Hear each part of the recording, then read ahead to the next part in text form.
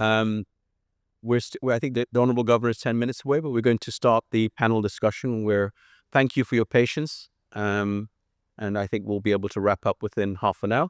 Now I'd like to welcome Salim Hussain, the CEO of BRAC Bank and the chairman of the Association of Bangladesh Banks, to the stage, and also Saiful Islam, who's the executive director of BRAC EPL, our host today, but also the president of the Dhaka Brokers Association. So please join us, and then the governor will be with us shortly.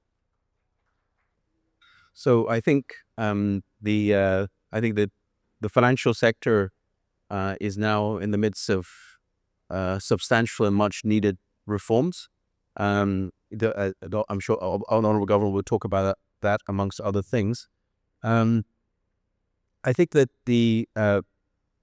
I think one of the things I wanted to touch upon, as by way of introduction, is just how large the cumulative problems in our banking sector were. And I think we talked in the previous panel discussion that business as usual was not sustainable. And I think that's probably the most so, or is most unsustainable is actually our banking sector. I think that Dr. Zahid Hussain mentioned the NPL number. The Honourable Governor stated a few days ago that he anticipated the official NPL number to double within 6 months as we start, and that would mean that the NPL number would go towards 30%. So that means 600,000 crore taka, about $45 billion, 10% of GDP, out of about 180,000 crore taka of total lending. And somebody else, I remember when I sat in on the first banking task force meeting a few months ago, and we were talking about, I think that some World Bank officials said, well, how many banks are in trouble out of the 67? And I think somebody else answered, well, let's start with how many are not in trouble. And then I think out of 67, there was a consensus. We actually went around the room in Bangladesh Bank and asked how many are in trouble, and nobody got I think eventually the number that they came up was with 14 in critical condition, 40 in serious condition, maybe 25 in ICU, and 11, 12 having multiple cardiac arrest, needing resuscitation. So, and I think that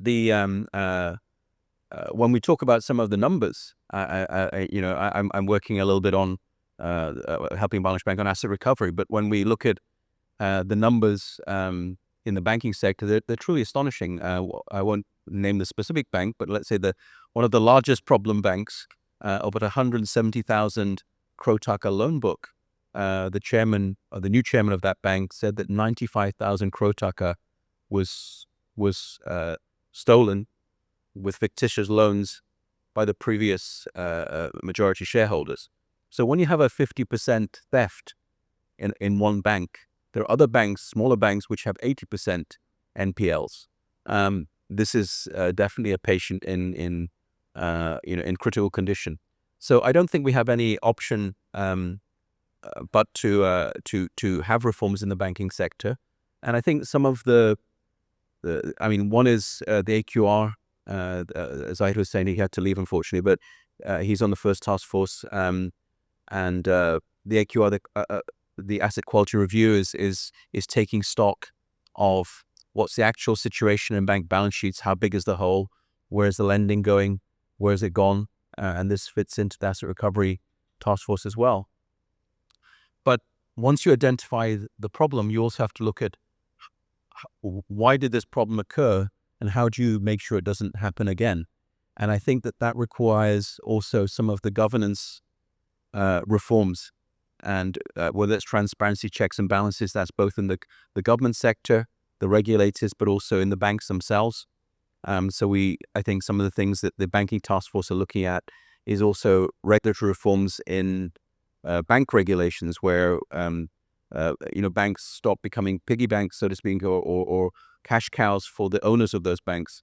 So there's a lot of reforms that are necessary there. I would say that Bangladesh is not the only country to go through a banking crisis. We have the Honorable Norwegian ambassador in the audience. It actually wasn't Norway, but I remember Sweden in the early 90s had a banking crisis which was worse than Bangladesh. I think 60-70% of banks were insolvent. So it's not, Bangladesh is not unique. In Indonesia, in the Asian crisis in 1997, had an NPL which was probably 50-60%. So it's, Bangladesh is not unique, but we do face this is combined with a broader governance problem. So we need to find a solution to fix the problem, and then we need to also make sure it doesn't happen again. And I think that the printing, there's a lot of pressure on the governor when he comes here. A lot of people have been pushing the governor to monetize the debt in the NPL, and that's also a very it's not a palatable solution. You get hyperinflation, but when you have a situation where people have 20 lakhs in a bank account but can't withdraw more than 5,000 taka or 10,000 taka, we have a mini run on the banks. That's the reality, and you certainly can't blame the current governor or the current central bank. This is an accumulative 15 years, but that we need to restore trust and confidence in the banking sector. Maybe now, Salim Bhai, we can talk a little bit about you're the chairman of the ABB, and I think that maybe you can give some collective feedback without naming particular banks. But what is ABB? What is your perspective on the needs for reforms within the banks themselves? I think bank governance. So maybe you could comment on that. Also, I'd like you to comment on the importance of a healthy banking system to realize the innovation and knowledge economy. So banks themselves, in terms of SME financing, in terms of small business financing, are also very critical. I think Brak Bank is very active there. So maybe you'd like to talk initially about, improved governance within banks, and you could talk maybe about Brak Bank. I think one of the best governance banks, I would say, is widely accepted, and then we could talk about SMEs and SME financing. Across to you, Salim Bhai. Thanks, Ifti. We all recognize that the banking sector has been literally left in very, very difficult circumstances, and the current central bank regime and the government itself is working hard to find solutions to our challenges. These resolution initiatives are short-term, medium-term, long-term. They're many, and they need to be very strong and perhaps in some cases radical. You mentioned the NPL problem. Obviously, governance is a major reason why that happened. Governance across multiple stakeholders. So there are those challenges that need to be met. But what I would also like to, you mentioned how many banks are good, how many banks are bad, etc. We have 60 odd banks. 10 are technically illiquid. Those are the 10 banks that we have all seen referred to in the newspapers, and banks that are having difficulty in paying their customers, their depositors. Now, outside of that, there are probably again another 10 or 12 banks that are very good, I'd suggest, that are servicing their customers quite well, no issues whatsoever there. And you'll find that their third quarter, September 30th results are very, very good as well. And there's that middle group of maybe 40 banks, 35, 40 banks, which may not be as compliant as you would want, but are still functioning quite well. So they have no liquidity issues or as such. Now, the challenges with NPLs stem from both a governance enforcement issue, but also from the fact that a lot of the regulations have been designed over the last 6 or 7 years to literally support NPLs or non-payment of customer dues. For example, if you compare where we are today, the Bangladesh banking sector, to international banking standards vis-a-vis loan provisioning, you'll find significant changes. Now, the good thing is that a lot of that has already changed. So, what I'd like to actually start off by saying is that, yes, there are very significant challenges. I think August 5th onwards, it looked like a complete disaster and nobody knew what would happen, and there was a definite possibility of a meltdown. And I'd like to highlight the fact that in the intervening, 3, 4 months, a lot has happened, which is very, very positive in the sense that um, I think for a start, the bleeding has stopped in the banking sector.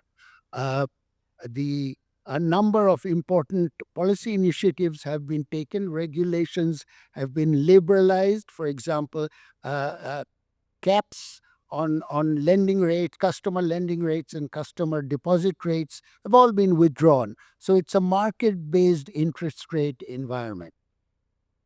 Two, of the strong monetary policy that they've undertaken, which is, economics 101 aimed at reducing inflation. And we will hear more from the Honorable Governor about that. But we all recognize that it will probably take another 12 months before inflation really starts getting impacted. And of course, in Bangladesh, as you heard from our previous panelists as well, there are some of other issues relating to inflation, maybe the supply chain, etc., etc. There as well. But I wanted to just, before I lose the thought, just jump in and say, actually, I just was thinking about discussion the previous panel, at the end of the panel, which was actually from our friend from Japan, actually our Japanese friend in the US, actually, Global Conference, Takeo, and he was saying that why doesn't the market reward good governance? But actually, I'd say in the banking sector right now, we have a unprecedented rewarding of good Absolutely. governance. I was about to say, And that's a very, I think, I mean, no, not just absolutely. Frank Bank, and you have rewards in two ways. One is in the market itself, the stock markets. You're seeing a tremendous outperformance of good governance banks, and the second thing is Absolutely. actually in terms of customers are voting with their feet. So one of the other mechanisms, I think, which is an encouraging one, is that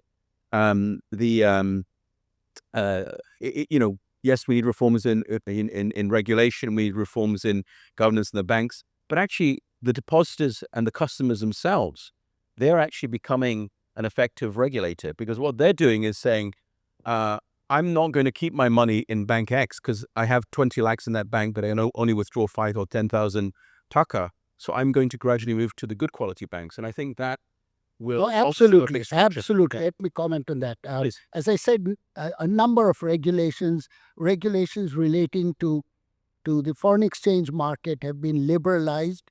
We have not yet moved to a completely market determined exchange rate regime, but we're not far away from there either.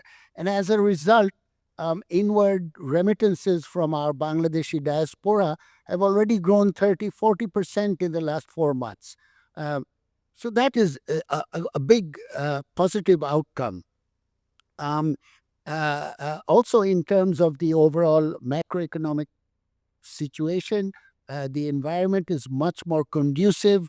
The financial accounts, the current account, balance of payments, you heard our previous panelists talking about it too. They're all much, much improved from where they were 4 months ago. So I think I wanted to highlight that there are those big positives. Now, what do we see as another positive? The, the fact is that in the previous regime, they were almost two different kinds of regulatory environments, whereas a small group of banks were advantaged, a large groups of banks were disadvantaged. So you did not have a regulatory level playing field. We now have that with the new central bank. And as a result of which, we see clearly a tidal wave of governance, of transparency, of compliance. Not only has the bleeding stopped, but the mentality of the bank management, the boards, has changed significantly. Now, what does that mean? Is that if there is transparency, if there's better compliance, better governance, then banks which have invested in these areas over the last few years are going to do much better than they had before. Because we have already seen in our bank, for example, a significant, what we would call flight to quality or flight to safety. And this is not just a retail depositor coming to BRAC Bank, but lots of small businesses and large businesses recognizing that if they are going to grow in the future, then they need a sustainable banking partner. They are looking for governance. They are looking for transparency.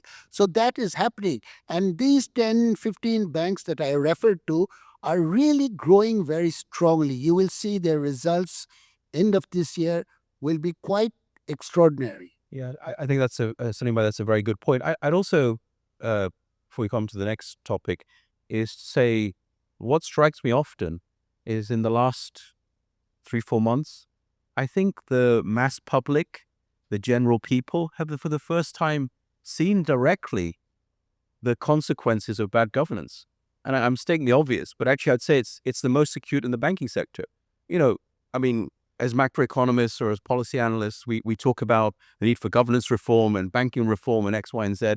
I think for the many people, the general public, the rickshaw driver, the tea stall owner, all these people, they think, well, okay, that's fine, just not relevant to me. It's when people cannot access their savings. When I remember one of my team members in my company, they had 10 lakhs in an account. They were not allowed to withdraw 3,000 taka, $25. So that was a big challenge. So we just welcome the Honorable Governor of Bangladesh Bank has arrived. So welcome, sir.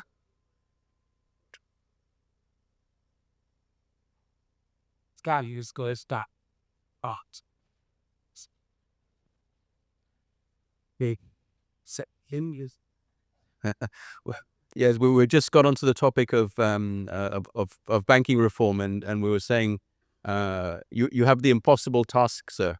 Actually, it's almost mission. I think the Tom Cruise of central bank governance. It is mission impossible. Every time I sit in the central bank, and one side is saying you should monetize NPLs, and then the IMF comes and says you're out your mind, and so on. But I was just saying that a lot of Salim Bhai was just saying, actually, there's a lot of challenges, but a lot of positives in the banking sector. The first thing we've seen is we've seen a flight to quality. So we've seen a flight to quality amongst the banks. And so the market is rewarding good governance and good banks. So that's positive. I think the general public, for the first time, has felt the consequences of poor banking regulation because they can't access their deposits.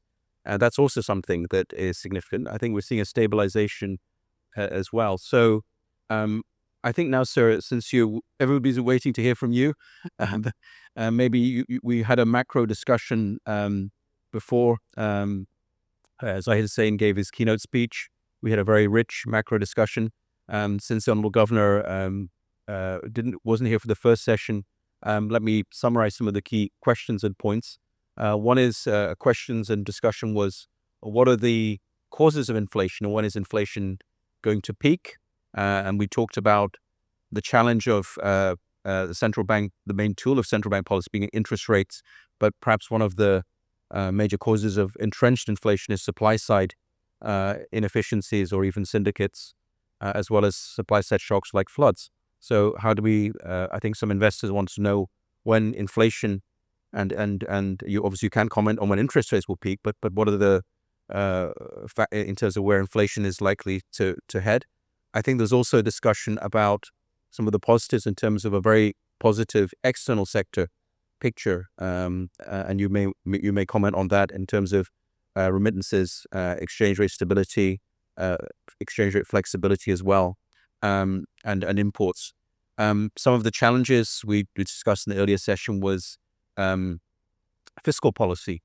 So both the panel and also Charlie Robertson, the head of global macro strategy at FIM Partners, in his fireside chat was saying Bangladesh's tax and revenue to GDP ratio is the fourth lowest in the world or something like that. He gave 3 African countries.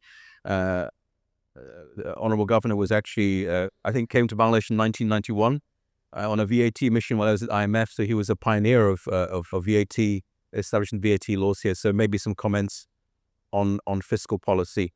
And then the final thing that there was a lot of discussion on was actually on how do we make the reforms sustained after the next elected government comes in. So with that, let me hand the microphone across to the Honorable Governor. Thank you, distinguished guests. And let me first thank BRAC EPL and I think Asian Tiger for organizing this event. And let me also apologize for the very long delay. It's not my fault. I have been working since the morning, but the flow of traffic in my room is endless. It's a revolving door. One goes out, another one jumps in. Oh, yeah, I will be a witness on the stand for that. Secondly, Dhaka traffic is no more merciful. It has its own toll as well. Even Only with the flashing lights. so, even with flashing lights, no matter what is traffic jam, is a jam. You can fly. We need a flying car to do that. But anyway, I'm finally here, and I'd like to respond to some of these important questions that were raised. Let me touch upon on the. Let's say we have 3 challenges for Bangladesh in terms of on my side of the issues. The first challenge is stabilizing the external sector, which in itself is a major problem because the situation that we inherited, it had a higher balance of payment deficit in all categories. It had a declining reserve situation. Accumulated arrears were building up. In our estimate, it was measured to be $2.5 billion. So those are the external problems. We were facing import compression. We were facing also problems with our correspondent banks and LC confirmations and all those challenges. That's one set of problems. The second set of problem is a domestic problem, but it has its origin both from external and domestic sources, which is inflation. And the third problem is the banking sector. And the big elephant in the room is that which we need to address as well. So, as I characterize this in my intervention in Indian Reserve Bank program, that we have, in some sense, a situation of what we call a perfect storm. All 3 elements converging together at the same time and with a lot of uncertainties on the political and on security and on many other fronts, and the economic challenges were increasing. So let me now tell where we are after 4 months. 4 months have passed. So some length of time we got to react to the event and to help, try to help stabilize the situation. On the external sector, you may have already heard, but let me just reiterate it, that the foreign currency areas, the LCs opened and that could not be settled, was estimated to be $2.5 billion plus. It is now a $300 million plus and going down. Going down means we have identified all the small whatever LCs were open, several hundred of them, and we're trying to track down who are the companies which opened those LCs, which are the banks which opened those LCs, talking to the banks and trying to eliminate one by one those areas. Our objective is to reduce it to 0. We do not want to tolerate a single non-payment issue on account of LCs open. We wanted to make it very clear to our banking community that once an LC is open, no matter who has opened, it is the obligation of the banks, and the banks have to settle it. We have been settling LCs opened by Beximco, opened by Asylum Group. We are settling it now because they are not settling.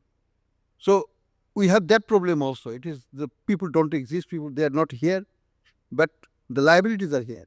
So we are sorting out those liabilities.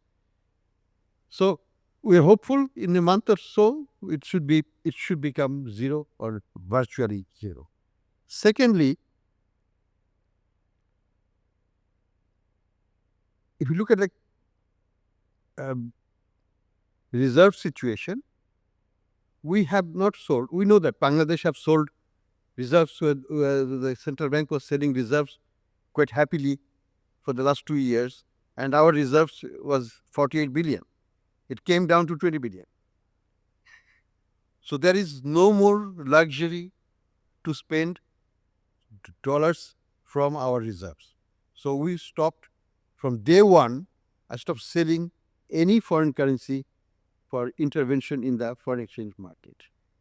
Be it government import, be it private sector import, go to the interbank market, buy the dollar, settle your LCs.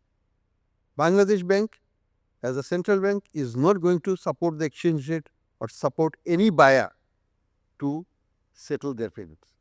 It is up to the market and the buyer. Buyer has to decide whichever, maybe be it a government entity or not, doesn't matter, they have to go to the market. That policy is working. And I must say that we have also, it did not create too much pressure on the exchange market. For that, I will give credit to our remitters, because our remittance is 26% plus higher than last year for the last 5 months, almost halfway through the fiscal year. So that's a significant, I would say almost $3 billion, more than $3 billion additional resources we got from revenue side in this last 5 months. So that helps the market.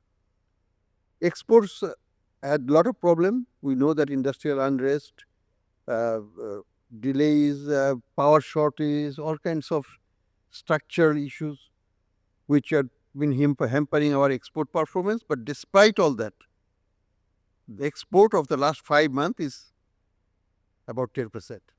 So that also helps. We are hopeful that the trend we are seeing as of now is going to continue in the months to come. The current account is now, from a large deficit, is now a virtual balance. The financial account, which was a deficit of 1.7 or something about that, is now a surplus of about 900 million. So a swing of more than $2.5 billion in financial account flows. So that's also reflected in the overall balance. So what I'm saying is that, if you ask me, do you have a balance of payment problem, external sector problem? I would say it's already managed. There is no crisis that I foresee on the external front as of now. It's manageable. We have managed it already, and I don't see or foresee any major shock that's coming from external sector, barring major something happening which is not expected in the global horizon at this point. Commodity prices are good. Exchange market, if we talk about, exchange rate is fairly stable. Even if it moves by 1 or 2 taka, it doesn't make much of a difference. What I'm trying to underline is that stability of the exchange rate is our objective, and we have also achieved that. We want to maintain that. In support of that, we have tightened the monetary policy very significantly. And monetary policy, the return on taka asset is now much higher than the return on dollar assets. It's reflected in the market. We have bankers here. The bankers used to keep extra dollar in their Nostro accounts. They have reduced it. Why? Because keeping dollar is not rewarding. Keeping taka is more rewarding. Plain and simple. So they have reduced the Nostro account balance and buying taka to settle their payments and make their payments, etc., etc. So that's what we want to see, that you move out of your dollar holding and move to Taka asset, which is giving you much more better return than the dollar assets. And the exchange rate stability is helping that transition process. So that's about the external sector. Now the big issue is inflation. I must say that we are all disappointed that exchange rate is not, inflation is not yet there. It's not coming down as yet, and we still have to wait for a little while before it comes down. All the policies are in place. The monetary policy is sufficiently tight. Central bank has not given a single taka by printing money to the government. Not a single taka. Actually, central bank, the government has actually sterilized some of the money from the government. The treasury bills, the central bank bills have been paid, and the government is borrowing from the money market. So that's what we want. And as a result, I think that policies to bring down inflation is in place. Monetary policy is very tight. Fiscal policy, they're cutting expenditures, trying to keep domestic borrowing of the budget to a reasonable level. Still not the level I would like to see, but much below what was stipulated in the budget. Third, on the supply side, there had been problems. Because of the flood in October, August, September, and October, there's a flood, and there was also a protracted rainy season. Because of the very long rainy season, the crops like onion, like potatoes, and the winter vegetables could not come to the market in their normal time. It has been delayed by 1 to 2 months. And that 1 to 2 months is the time that we are waiting. I can tell you there will be a good crop of onion, there will be a good crop of potatoes, and it will be coming down to 30 taka, 40 taka, 35 taka. But it's only about 2 more months. We have to allow that. We cannot just pull out the potatoes which is not even matured now. Some people are doing it because they're getting so good price that even the fully grown onion will not bring the price which you will be getting now. So that is happening, which is a cannibalization. I don't want it because it reduces the ultimate output. But the bottom line is that farmers know that the prices are going to come down. And we know that it is going to come down. So let's give it the time that we need to do. We have reviewed all the countries in the world, or that basically the lesson that we get is from the US, UK, European Union, or Thailand and other countries, is that it will take at least 12 months to 1 year for the full impact of inflation tightening measures to be reflected in the inflation target. So we have to allow that time. I think all the medications that could be applied has been applied. We are waiting for the body to react to the medication. That means we are waiting for the economy to react to the doses of economic policy tightening. So on the supply side, we eliminated many of the government has eliminated all the import duties on essential food products. It's not zero. There is no import duty on onion, on vegetable oil, on sugar, or on any of those basic items. All zero. In order to make it make the prices little bit more tolerable for the consumers. So I think there is nothing much that we can do. We cannot take it to negative. We can make it to zero. So we have to be patient and allow it the time to work, which is, in my view, to be target level will be 12 months. But we should be expecting to see some results by February, March, and so on. Let me assure one more thing. Once we get the data for January, if that data does not show a decline in inflation, we have to tighten the monetary policy further, because we need to do whatever needs to be done. That's the philosophy. I don't believe that we know perfectly the outcome, perfectly the turning point.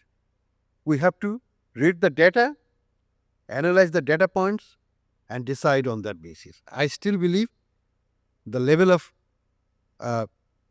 policy rate at 10% and lending rate around 14% or so is probably, we have seen the peak. But if that presumption is not borne out by the data points that which will be coming in the month of for December data and January data, then I have to revise my own premise and have to go for tighter monetary stance to make it happen. It has to happen. So that's the objective. My target is to reduce inflation to 7% by end of June and to less than 5% in the next fiscal year. So this is our objective, and let's see how it plays out in real life. The third issue is a more protracted, bigger issue, which is the bank resolution issue. We know that, you probably all know that so much resources have been drained out of the banking system in a very systematic manner and in a pathetically by state-sponsored manner.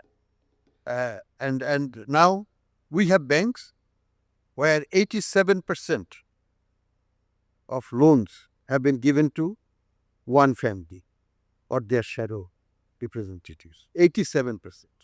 And this is not one bank, several. If that 1% is not in the country and all the money is out of the country, how do you solve that equation? It's almost impossible. So we are thinking of, we already drafted a Bank Resolution Act under which central bank will be given the authority to undertake decisive measures, including liquidation, merger, injection of new capital,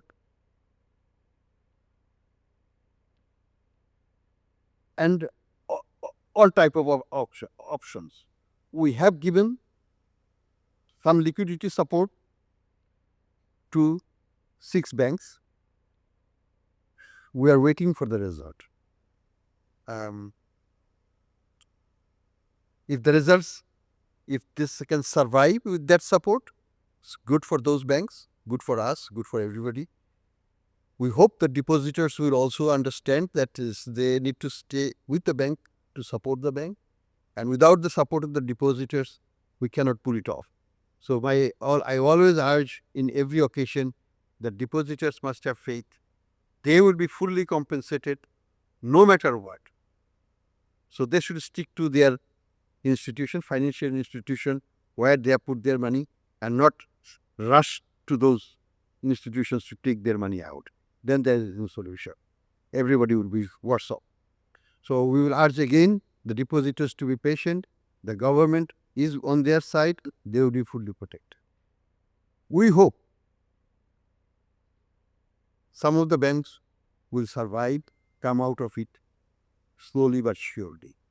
If you look at Islamic Bank, for example, the largest of these troubled banks, it has already come out of the liquidity crunch. Every day, Islamic Bank is getting 600 million taka surplus between withdrawal and deposits. That means their deposits are 600 million taka more than their withdrawals. That means they are out. They can survive. They have the oxygen to keep going. So our task become easier with that. Same thing with few other banks. They are now on the verge of what I call graduating from the liquidity situation. They can sustain it on their own. But some banks will remain in questionable form, and we may have to take very decisive actions, and we are ready for it. We are discussing we have started the asset quality review. The firms have been hired. They are in Dhaka, and they're getting the methodology and everything worked out. From January, first week, they will start the actual bank by bank inspection and review of asset quality. So we can identify how big is the problem for those banks and who has taken the money, how they have taken the money, and how we can link it to something what you called evidence gathered with a view to take them to task. So this is on. This process is being followed in a very systematic way. We have been in touch with US Treasury. We have been in touch with the British government. We have been in touch with World Bank Star Group for Asset Recovery Program. We have been in touch with the European Asset Recovery Program. We are getting excellent support from all of those agencies. The US Treasury has visited us already twice, and they will be coming back again in January. So we hope that we will get the international support, political support for our worthy cause, for recovering the money and repatriating it, however long it takes, following the due legal process in their respective territories.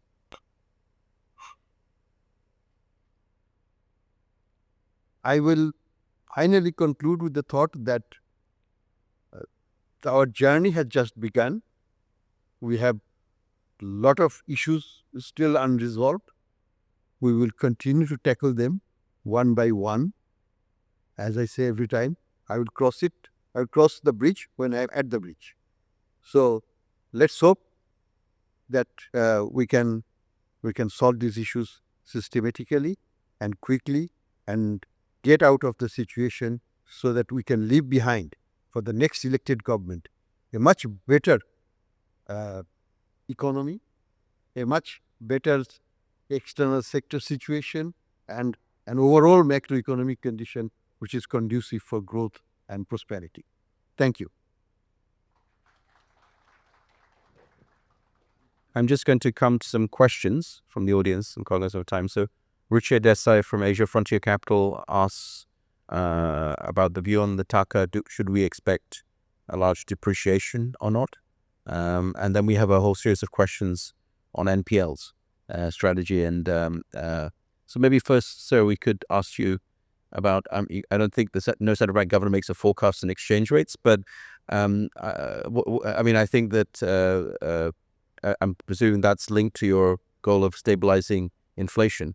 And that's probably the key to stabilizing exchange rates. Would you like to comment on the exchange rate in terms of the key factors you think drives a stable exchange rate? One of the preconditions for bringing down inflation to a manageable level is to reduce or stabilize the imported inflation component.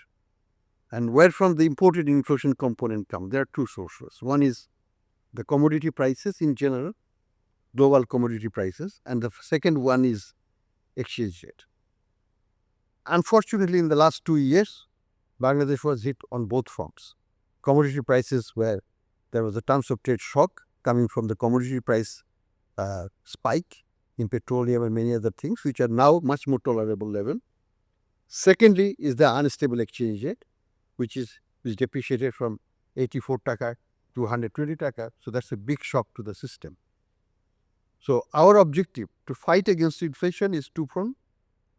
One is that we believe that external commodity price situation is now the outlook. If we get it from the World Bank, IMF, or from others, it is very stable. Global inflation has come down across the board. Interest rates are coming down. All of these are going to help our exchange rate because we have higher interest rate. Dollar rates, inflation interest rate is coming down. So that helps the attractiveness of Taka more as the time goes by. The Fed is going to decide very soon, or we have already decided today on the cut. So those things matter, even if we are marginal players, but it does matter for our macro management. So I think the external environment on the interest rate front, on the commodity prices, petroleum prices are now, Brent was $71 yesterday, maybe 71, 72, 73. That's very much on the lower side of the equation. So those things will help us in terms of imported component of it. So I hope that exchange rate will be fairly stable. I'm not saying that exchange rate will be fixed at 120. It should not be. And I'm not a proponent of fixed exchange regime at all. It should change. And because our inflation is higher than US and other trading partners, so it should be depreciating somewhat. But within measurable limited extent of Taka 1, Taka 2 and things like that. Like in the India, for example, Indian rupee is now almost 85 rupee to dollar. That's slowly but surely is moving. We have to be also in a very similar kind of, I anticipate a similar kind of path. Slow but small steps movement of the change. Yeah, there's some questions from Mossadegh Ahmed, CFA, but I think they're around NPLs. I'll give the governor a break to get his breath. I think on NPLs, I think that one of the or asset recovery. I think that there's been some. You've alluded to international asset recovery. I think that domestic asset recovery, sir, is also very important that we accelerate that. If we think about NPLs, there's NPLs where there's been straight theft on a massive, unprecedented and unimaginable scale in certain banks. Then there's persistent defaulters. So it's not they just refuse to pay and they keep manipulating the system or bribing the system to avoid paying back loans. Then there's also NPLs where there's been legitimate reasons why companies have got into trouble. So NPL is a very multifaceted thing, but I think that accelerating, which you've taken a lot of initiatives on asset recovery, domestic asset recovery, working with the banks to encourage them to recover assets that have not been either people who've left the country. Also, to change the threat of domestic asset recovery may also encourage more lender-borrower settlements.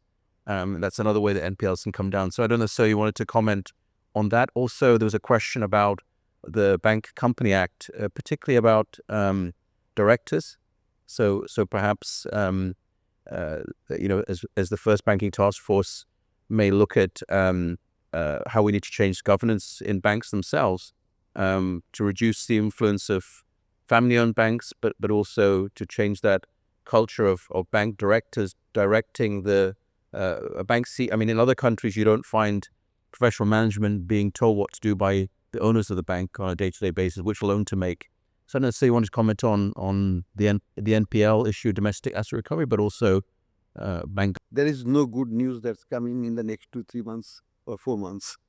It will only be increasing, perhaps until the end of the fiscal year, when all the chips will fall.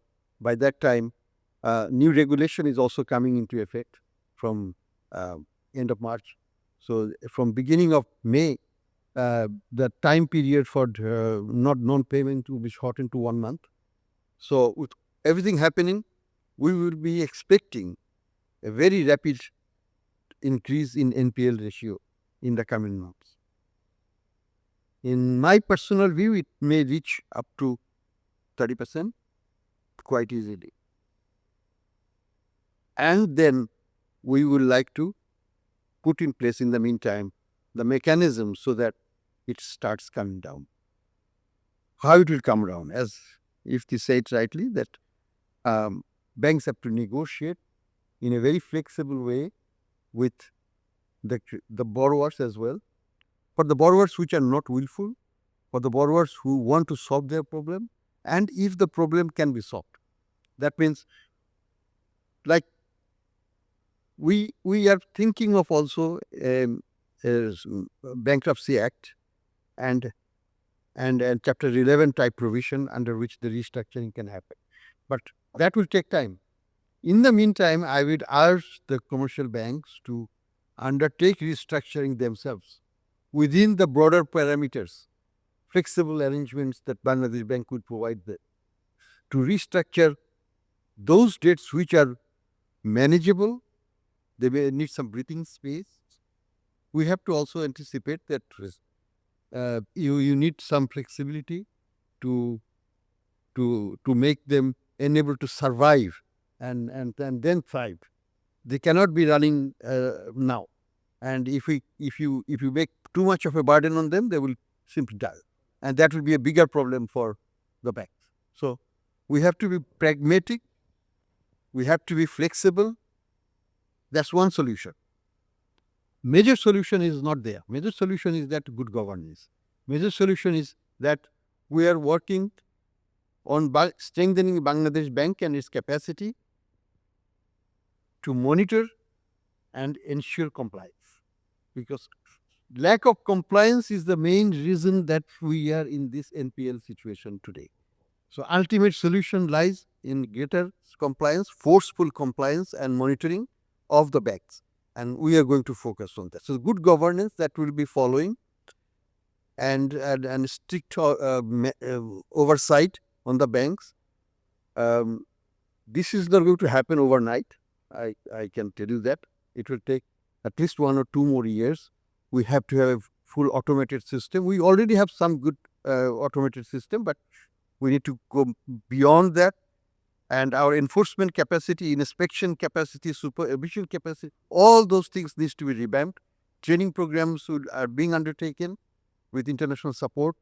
We will want to put in place much stronger qualitative oversight in the coming months. And we are undertaking a major reform of the central bank itself. That will allow us to enhance our quality of our staff, refocus our attention to the core principles and not to the very peripheral issues. And we hope with that refocus of the central bank attention to the core issues, we will be able to guide the financial system in the right way. Thank you. Thank you. I think we'll bring in Saiful Islam from the president of Dhaka Brokers Association. There's a question actually about bank lending and capital markets, but let me make an observation. I wrote an article about the relationship between banking and capital markets, or actually what I was arguing was that the problems in the banking sector might actually be a blessing for the capital markets. Not I'm encouraging problems in the banking sector, but what I mean is that if you look at why is Bangladesh corporate financing in a macro sense being primarily bank driven, and one of the reasons for that, it's not the only reason, is that actually many large corporates felt that they could borrow money from the banks and not pay it back. And that actually is much easier than raising money in the capital markets. So I think that the Honourable Governor and the reforms that he's initiated is changing the cost-benefit analysis of being a persistent defaulter. That option of borrowing lots of money and simply not paying it back is becoming less sustainable, less attractive, less possible. And I think that may also encourage more companies in the longer run to come to the capital market. And when they come to the capital market, I think something we talked about earlier is also being rewarded. So BRAC Bank, but a number of other good banks, their share prices have done extremely well, as well as getting a lot of deposits. I know, Saiful, you wanted to talk about, in the last few minutes about this capital markets reform. You have some comments on what we need to do. The capital market is, like the banking sector, is struggling. But what are your thoughts on what we need to do in the immediate term and longer term? Yeah, thank you.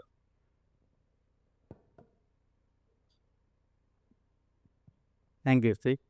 Well, we all know, but and by now we have heard from all the speakers that we have today that what are the problems that we have gone through in the last 15 years, and the capital market was not an exception.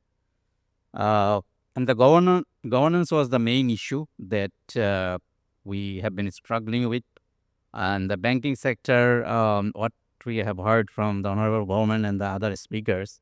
So just to give you some examples, like say in 2010, the banking sector used to retain 50% of the market cap, 50, and which is now 15%, from 50 to 15%.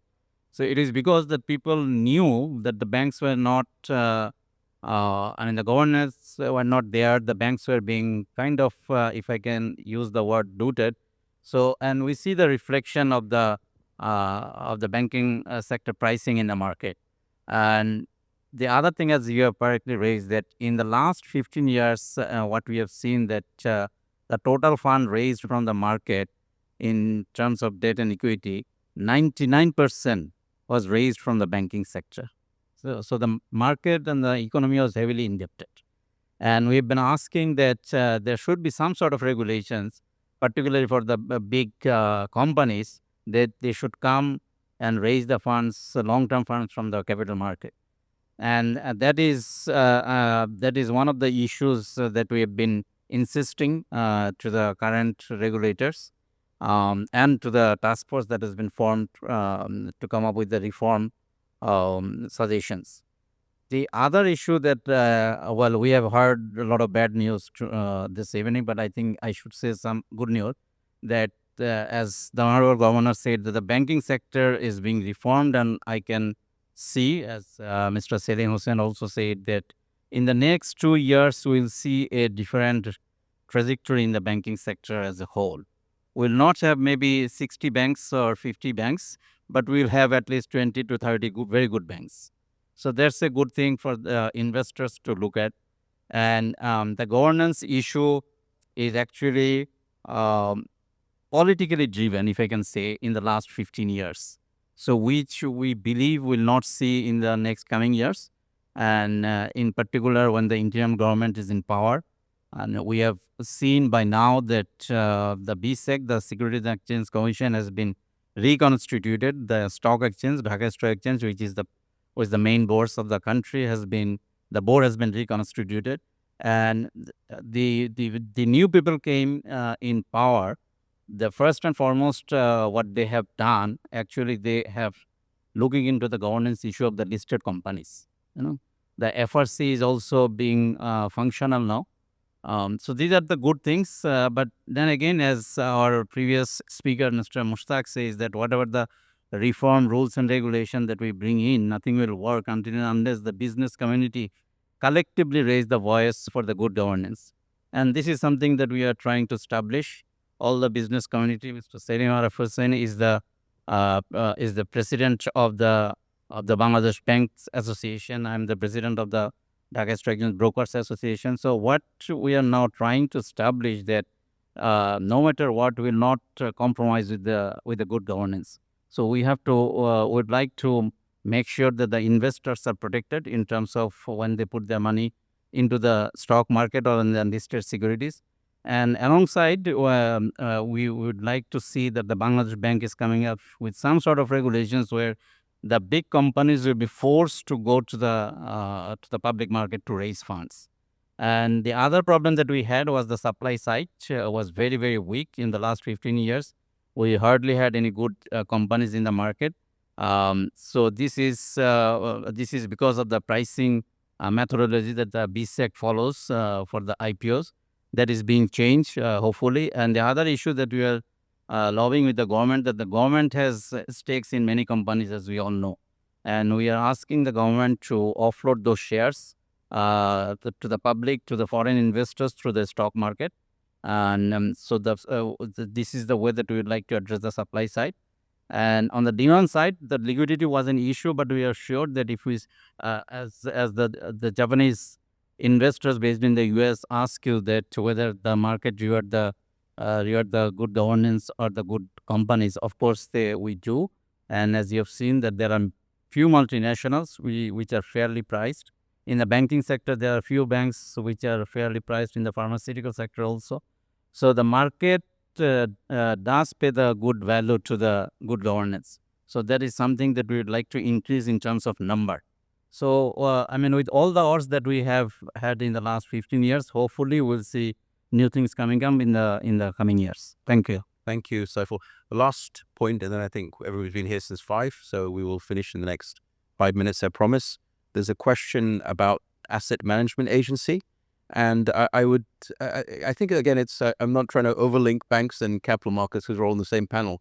But I do believe that the asset recovery process may lead to more issuance, or certainly see companies being taken over and eventually having to be listed. So non-listed companies will be taken over in a domestic and international asset recovery process, and those companies will eventually have to be sold. They may be sold privately. They may also be listed in the market. So that may be something that a future asset management agency looks, which will help bring new high quality issues to the market. I also think that we talked before about the energy sector and the corruption in the energy sector and mispricing in energy and infrastructure. I think moving towards more infrastructure financing in the capital markets may be lead to less corrupt and inflated contracts. And finally, maybe and this is, I'm going to let the governor finish on the asset management agency, and but I think that the potentially some people have asked about can securitization or Pod the Bridge, other assets also help to fill the gap in NPLs? Because I think so. The people keep talking about monetizing or printing money to solve the NPL problem. That's not a sustainable and sensible strategy. So we can find other ways beyond asset recovery of filling the gap. We'll let you finish on asset management and innovative ways of raising money to fill the gap for NPLs. So, yeah. Well, we are establishing asset management company, and the draft act is now in the final stage of preparation. We are already hiring some consultants to start running its operations. But let me tell you one thing. This is not going to be a very smooth ride, because we have to, our objective is to keep some of these entities running, functional. So there is legal issues there. For example, let's take the case of Beximco, for example. At this point, as of today, I signed off 3 months of salaries for all the workers of Beximco and sent those workers home. Why? Because we want to maintain industrial peace as well. We don't want them to come to the roads and block the roads and etc. etc. So there are non-economic issues involved in this management. There is a political economy issue that we have to address. There is also legal issues, like to take it over, we have to go through the proper legal channel and have those transfer. So we are getting it ready, but we have to also work with our legal counterparts, the court system, the high court, the judiciary, how to block this random writ petitions and things like that. That can freeze the whole thing. So we need to look at the legal structure in Bangladesh and its functionality.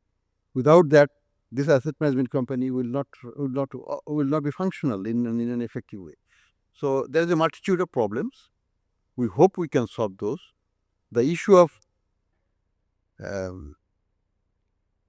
bond, yes, we can think of some infrastructures which can be used as an asset-backed security arrangement, and bonds can be issued against that, like Jamuna Bridge, for example.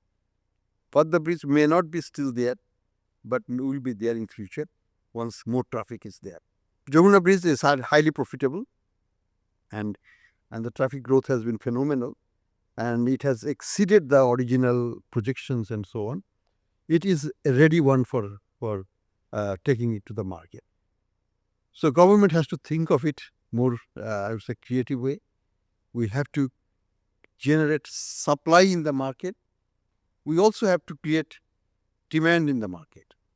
That means the pension funds, the gratuities, all those things need to be fully funded.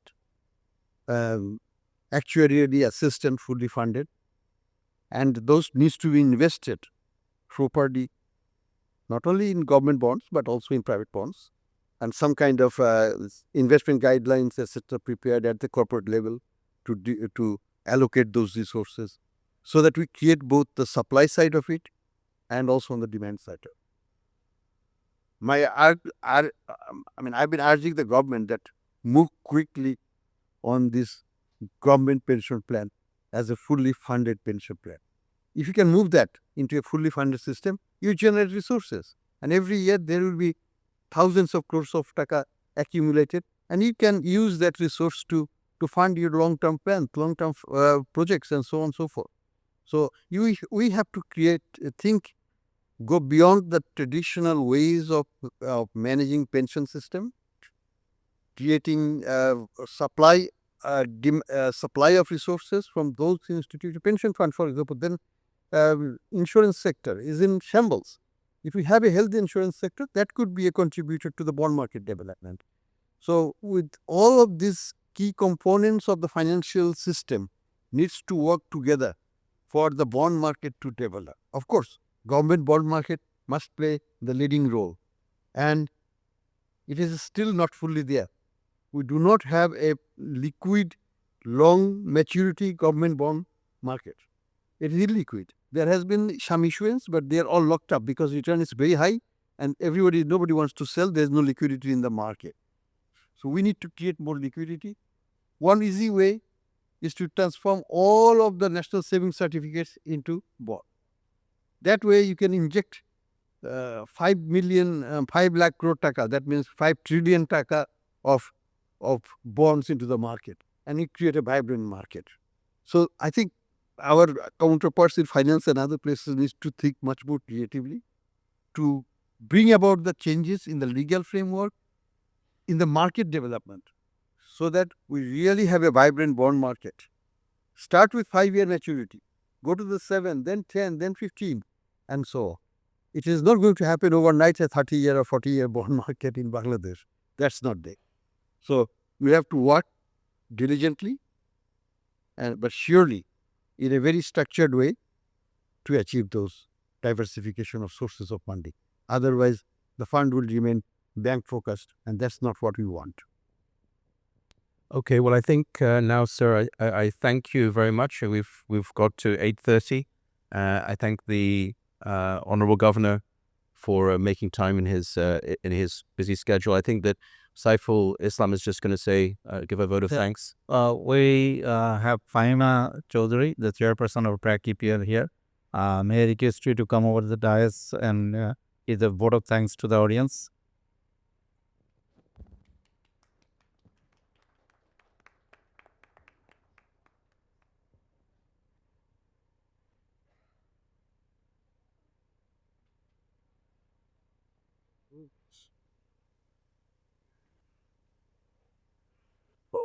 He is back. Oh. Okay. Good evening, everybody. I've just been handed this little piece of paper to read out, but I'm not going to because it's the first time I'm seeing it. So I'd just like to begin by thanking everybody who's present here in front of us and all the people online. I believe we've got more than 400 people who've registered and are participating online. So thank you very much for it. I'd also like to thank Mr. Ahsan Mansoor, the Honorable Governor of the Bangladesh Bank, our panelists, Saiful Bhai, Salim Bhai, and the panelists who were here earlier, Masur Riaz, Professor Khan, and Dr. Zahid Hussain, and of course, Ifti, for moderating this session. We've heard many interesting things this evening. Main point that I'd like to make is that this conversation has started. So 3 months ago, on the 5th of July, I think it was a turning point for us who live in Bangladesh. And the one word that was in everybody's mind was hope. And hope for a better future, and hope for a more dynamic Bangladesh. I think that word still lives on in all our hearts. We've had mixed stories coming out over the last 3 months, but most of it, I think, is positive stories. And it was very heartening to hear what Governor Mansoor said today. A lot of these statistics, actually, I had not known. So it was very reassuring that we're on the right track. And what he says, that some of the policies that are being taken are perhaps like Band-Aid. We have to rip it off, probably get hurt, but at the end of it, we're going to do some healing. And also, I like the analogy that he made about the medicine, that we've been given the dosage, and we're going to see how we're going to react to it. So all in all, I think we've heard a lot of interesting stuff about how that we're going to do financial reforms, banking sector reforms, capital market reforms. But all of this reforms actually needs all the investors who are here in person and also online. And again, I use the word hope, but now the message that we need you to take away is that Bangladesh is on the path to recovery, and we're going to make a very strong comeback and a very strong recovery. But it won't be possible without you there. So I think keep the conversations going. Our team at BRAC EPL Investments and BRAC EPL Stock Brokerage and AT Capital, AT Capital Partners are there to answer any of your questions and give you any sort of guidance that you want. But we want you to keep Bangladesh top of mind and keep engaging with us. With a vote of thanks to everybody, I'd like to end this session. Thank you. Did I miss anything that you want to? I think now there's going to be a brief plant giving session. I think this is the eco version of giving plaques and crests. I think the Honourable Chairperson of BRAC EPL is going to. Yep. Sorry, Kahirabad also In revolution.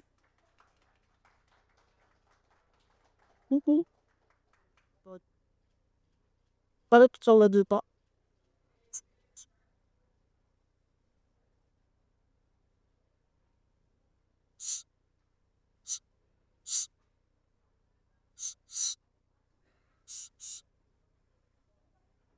Idi. Sorry, to Egitto Vishoka. Come c'è stata volta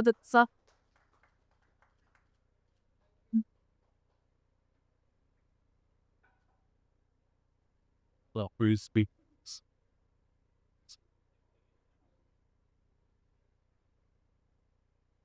Che che ti voglio dire? E ti sa.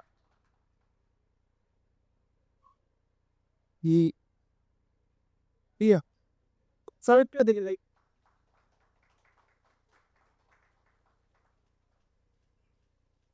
Okay.